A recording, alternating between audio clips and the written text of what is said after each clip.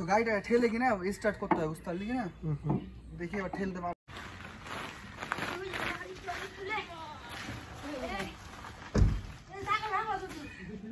দিয়ে এখন ব্যায়াম করাচ্ছে। Hey guys, good morning, welcome back to my channel.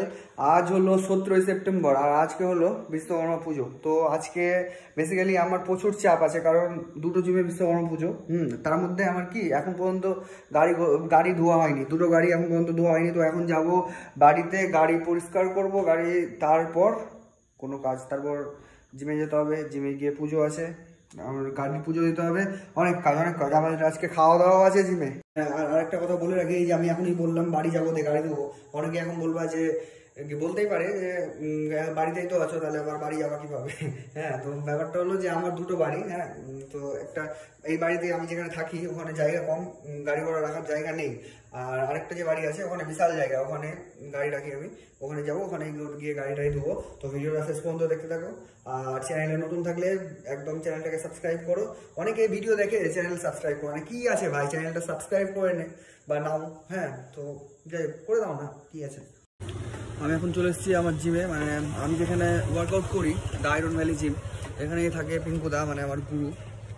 এখানে চলে এসেছি, এখন এখানে পুজো হওয়ার কথা, দেখা যাক কখন পুজো শুরু হয়। তুমি যে বললা 7টার দিকে পুজো শুরু হবে, রেডি করতে পারলে কি করবো? এরাই তো দেরি করে এসছে, সবার আগে এসছে, এরাই তো দেরি করে এসছে। আমি তাড়াতাড়ি করে জিমে আসলাম, পুজো শুরু হয়ে গেছে বলে। এখন 8টা বাজে, এখন পুজো শুরুই হয়নি। স্নান না করে চলে এসেছি, কি বলবো, এখন পর্যন্ত পুজো শুরু হয়নি। এই যে বাবু দাদা, এটা হলো জিমের ট্রেনার। আর একটা বাবু দাদা, স্নান করে এসছো? তো তোমার তো দেখে মনে হচ্ছে না স্নান করেছো।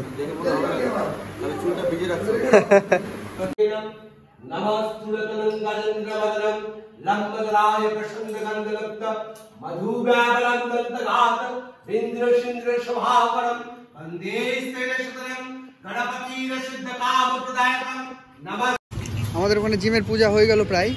এখন এতটাই খিদা পেয়েছে যে আমরা আসলাম এখন ডালপুরি খেতে। আমি আর এখানে একটা গোপু বলে একটা ছেলে আছে, জিমের স্টুডেন্ট, দুজন মিলে আসলাম ডালপুরি খেতে। এই সব ডালপুরি খেয়েই কিন্তু পেটটা ভাত হয়েছে। ডালপুরি হবে, তুই বেশি করে খা, তাহলে শরীরে লাগবে কিছু। দুপুর 1টা বেজে গেছে, এখন আমি আসলাম এই জিমে, ম্যাগনেটিক ইয়োগা অ্যান্ড জিম। এখানে আমি ওয়ার্কআউট করাই সবাইকে। তো এখানে 1টার দিকে পুজো হওয়ার কথা আছে, তো এখনো আসেনি মনে হয় কেউ, পুরো জিম তো ফাঁকা। কি অবস্থা, ঠাকুর মশাইকে দিয়ে এখন ব্যায়াম করাচ্ছে। তাড়াতাড়ি পূজা শুরু করো, তাড়াতাড়ি পূজা শুরু করো। ঠাকুর মশাই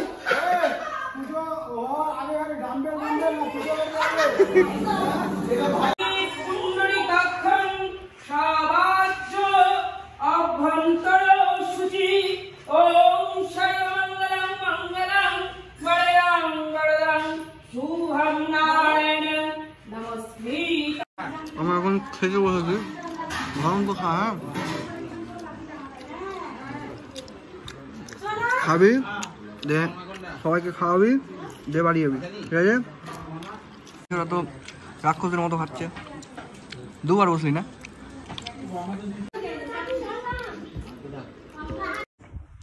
এখন ঘড়িতে প্রায় 3টা বেজে গেছে, দুটো জিমের পুজো কমপ্লিট।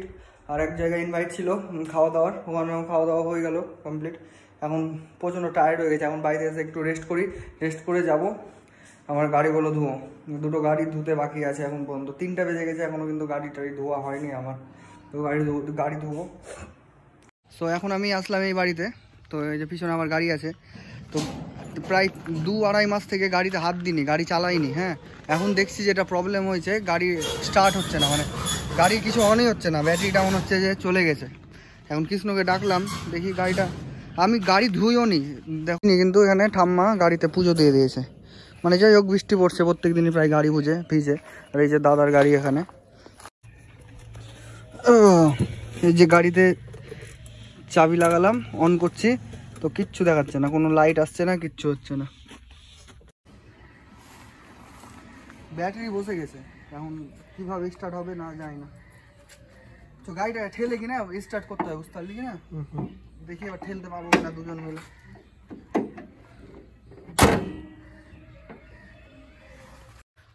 তো এখন ব্যাটারি তো একদম চলে গেছে, বুঝতেই পারছি যে 2-2.5 মাস থেকে গাড়িতে হাতই দিইনি। মানে আমার এরকম অবস্থা হয়ে গেছিলো না, মানে আমি খুব অসুস্থ ছিলাম, এরকম অবস্থা হয়ে গেছিলো, আমাকে কিচ্ছু করতে ভালো লাগছিল না, কিচ্ছু করতে ভালো লাগছিল না, গাড়িতে আমি হাতই দিইনি। গাড়িটার অবস্থাটা কি এখন আমি বুঝতে পারছি। তো যাই হোক, গাড়িটা এখন দেখি স্টার্ট হয় কি হয় না, দেখি দেখো তোমরা।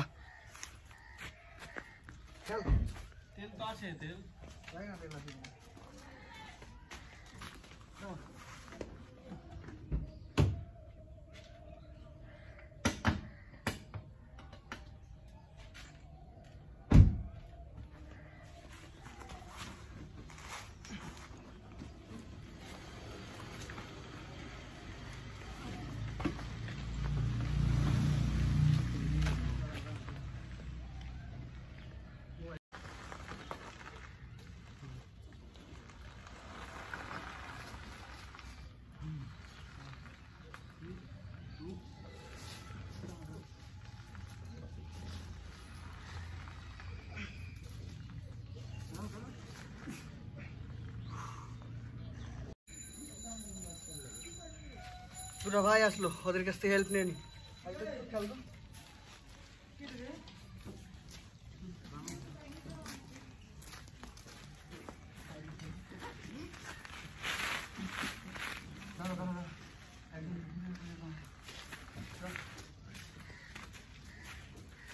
জোরে করে খেলবি, হ্যাঁ।